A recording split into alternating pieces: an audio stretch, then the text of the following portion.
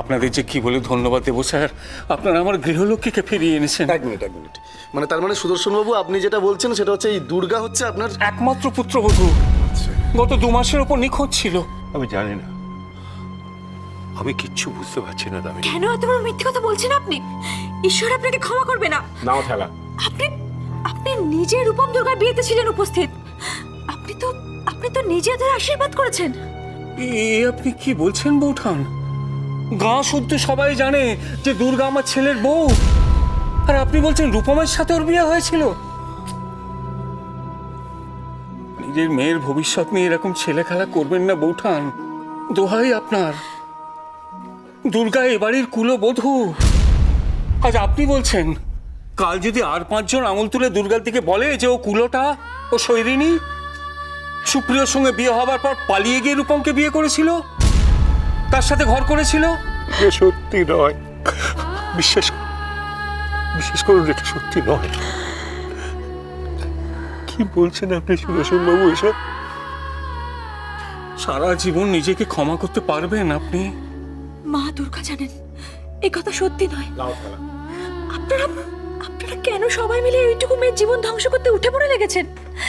এই পাপ সহ্য হবে না, ঈশ্বরের আসন টলবে। বাবা দেখে যা, আবার ডায়লগবাজি শুরু করেছেন উনি। শুনুন, আপনাদের ছকটা আমি পরিষ্কার বুঝতে পেরেছি। প্রথমে কি করলেন, যে বাবার থেকে 1 কোটি টাকা নিলেন, নিয়ে আমার সঙ্গে বিয়ে দিলেন। তারপর যেই দেখলেন যে অরিজিৎ বাবুরা আমাদের থেকে বেশি মালদার, সঙ্গে সঙ্গে তাকে মুরগি করে এবারে মানে কে, আপনারা ভাবুন একবার, আপনারা দেখুন। এই সুপ্রিয়া, তুমি কেন মিথ্যে কথা বলছো?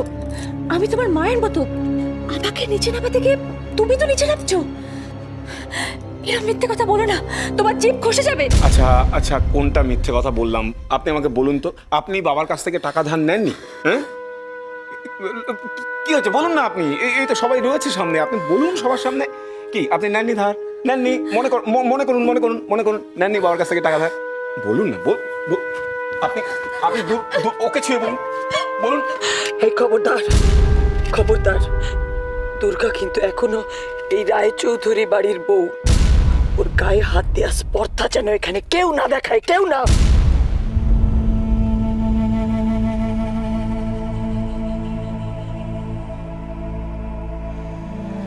আচ্ছা, ঠিক আছে, বেশ তো। দুর্গার মাথায় হাত রেখে বলুক সে টাকা পয়সা নিয়েছে কিনা।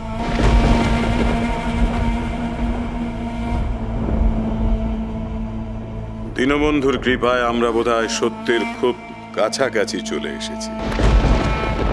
বলুন, মেয়ের মাথায় হাত দিয়ে বলুন টাকা নিয়েছেন কিনা। বলুন। আমরা টাকা নিয়েছিলাম, কিন্তু সেটা মেয়ের বিয়ের জন্য নয়, সম্পূর্ণ অন্য কারণে। বিশ্বাস করুন। এক মিনিট আমার কিন্তু গোটা বিষয়টা ভীষণ গোলমেলে বলে মনে হচ্ছে। আপনি বিশ্বাস করুন, এরা সবাই মিথ্যে বলছে, এরা কেউ সত্যি বলছে না। আমার মনে হচ্ছে একটা বিরাট ষড়যন্ত্রের জাল বোনা হয়েছে। এই ষড়যন্ত্রের মধ্যে আরো অনেকের সঙ্গে সুদর্শন বাবু এবং সুপ্রিয় আছে।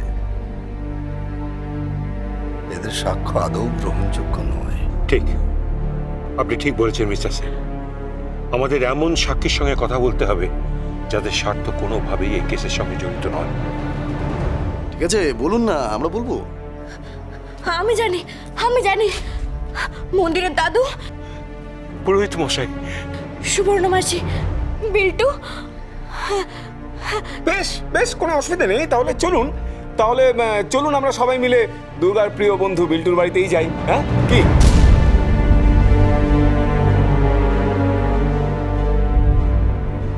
চলুন আমরা যাই। চলো, এখানে আর এক মুহূর্ত না। এসো। আরে দীনবন্ধু, ছবি তো পালিয়ে যাচ্ছে না রূপম দাদা, আগে খাবারটা খেয়ে নাও। কি হলো রূপম দাদা?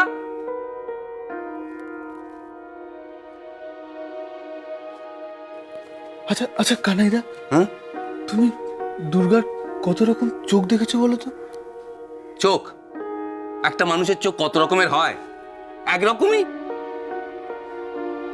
একরকম হয়। আচ্ছা, তোমার বউয়ের চোখ টানা টানা মা দুর্গার মতো হয়েছে তো, এখন খাবারটা খেয়ে নাও। তুমি তো দেখছি কিচ্ছু বুঝতে পারো না, তুমি অন্ধ নাকি? অন্ধ হলে তো বেঁচেই যেতাম। তোমার এই খামখেয়ালিপনা, এই অনিয়ম আমাকে দু চোখে দেখতে হতো না। তুমি খাবারটা খাবে কিনা বলো তো?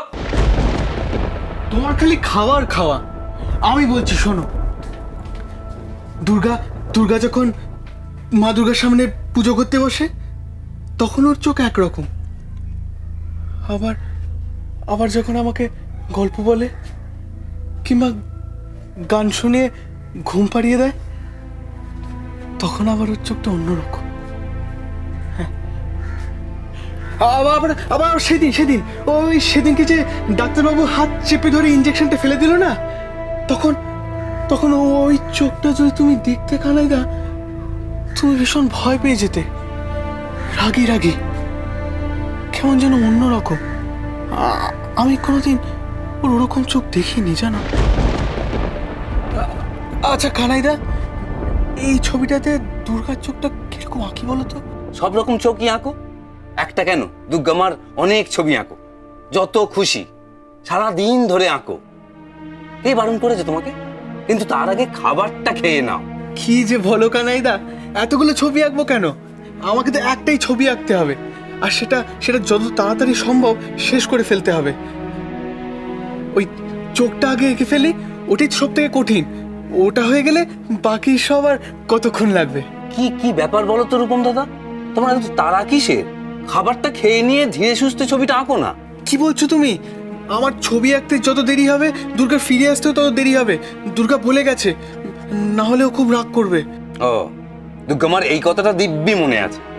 আর দুর্গামা যে বলে গেল সময় মতো খেয়ে নিও, কানাই কাকার কথা শুনো, সেটা দিব্যি ভুলে গেলে। হ্যাঁ বেশ, তোমাকে খেতে হবে না। দুর্গামা এলে আমি সব বলবো, একটা কথাও শুনুনি। না কানাইদা, তুমি বলো না, আমার তো এই কথাটা মনেই ছিল না। এখন কি করি বলো তো? আঁকাটাও তো থামাতে পারবো না, আর খাওয়াটাও তো খেতে হবে। কি করা?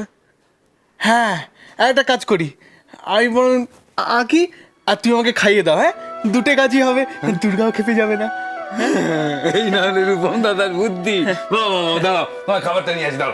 দাঁড়াও, খাবারটা নিয়ে আসি। এই নাও, হাঁ করো। এবার আঁকো। আমি বুঝতে পারছি না কেন আপনারা ওইটুকু একটা ছেলেকে এসবের মধ্যে জড়াচ্ছেন। ও কিছু জানে না, আমি বলছি তো আপনাদের। আচ্ছা, আপনি আমার প্রশ্নের একটা সোজা উত্তর দিন। আপনারও তো এই দুর্গার বিয়েতে নিমন্ত্রণ ছিল না? কোন বিয়ের কথা বলছেন আপনি? কি বলছেন আপনি? এই তো কদিন আগের কথা, আর আপনার মনে নেই? কদিন আগে মায়ের মন্দিরে আপনি তো সেখানে। মায়ের মন্দিরে? দুর্গার বিয়ে তো হয়েছিল সেই মাস্টারমশাইয়ের বাড়িতে, সেই ফাল্গুন মাসে। বাস, এই তো সমস্যা মিটে গেল। দীনবন্ধু, উনি বলছেন দুর্গার ফাল্গুন মাসে বিয়ে হয়েছিল, কিন্তু রূপম তো ফাল্গুন মাসে এখানে আসেইনি। সুতরাং দুর্গার সঙ্গে আর যারই বিয়ে হোক না কেন, রূপমের সঙ্গে হয়। দাঁড়ান, ব্যাপারটা অত সহজ নয়। উনি বলছেন মন্দিরে দুর্গার বিয়ে হয়নি। বেশ আমি মানলাম, কিন্তু তাই যদি হয় তাহলে উনি ওনার ছেলেকে ডাকছেন না কেন? আপনি কি বলেন অম্বিকা বাবু? রাইট। আশ্চর্য তো, বারবার বলছি তো ও এসব কিছু বোঝে না। ওইটুকু বয়স, ওর কচি মনে পড়ে এসবের চাপ পড়বে। আর আমি মা হয়ে কোন প্রাণে ওকে এসবের মধ্যে টেনে আনবো বলুন তো?